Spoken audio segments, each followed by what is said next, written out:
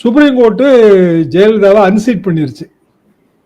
அவங்களுக்கு எம்எல்ஏ ஆகிறதுக்கே தகுதி இல்லை, எப்படி முதலமைச்சர் ஆக முடியும்?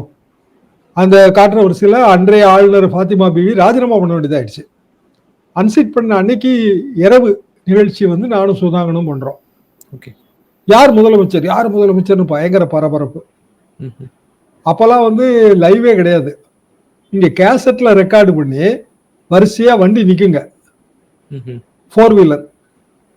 10 நிமிஷம் கேசட் 15 நிமிஷம் கேசட்டா கொடுத்து விடணும் நம்ம. அப்போ முதலமைச்சர் யாருன்னு சொன்னா தான் நம்ம அதை சேர்க்க முடியாது. 9 மணிக்கு என்னமோ வரும் அது நிகழ்ச்சி. முடிவு எடுக்கல, குழப்பம், பல்வேறு காரணங்கள். திடீர்னு ஓ பன்னீர்செல்வம் அப்படின்னாங்க. உண்மையிலேயே அவர் யாருன்னே தெரியாது எங்களுக்கு. யாருங்கன்னு கேட்டப்ப இல்ல பெரிய குளத்துல வந்து அவரு சேர்மனா இருந்தாரு, first time MLA, first time minister அப்படின்னாங்க. அதிமுக ஆபீஸ்க்கு வெளியில இருக்கிற டீ ஷாப்ல அவர் டீ தாங்க குடிச்சிட்டு இருந்தாரு. அப்போ நல்லது, நான் சொல்றேன் எல்லாமே 100% ட்ரூ. திரு ஓபிஎஸ் அவர்கள். ஆமா ஆமா, அவருக்கே தெரியாது.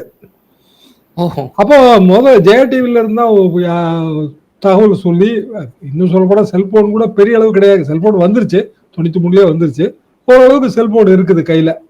சொல்லி ஓபிஎஸ் இந்த மாதிரி படம் வேணும், நீங்க தான் முதலமைச்சர் அப்படின்னு ஒண்ணு.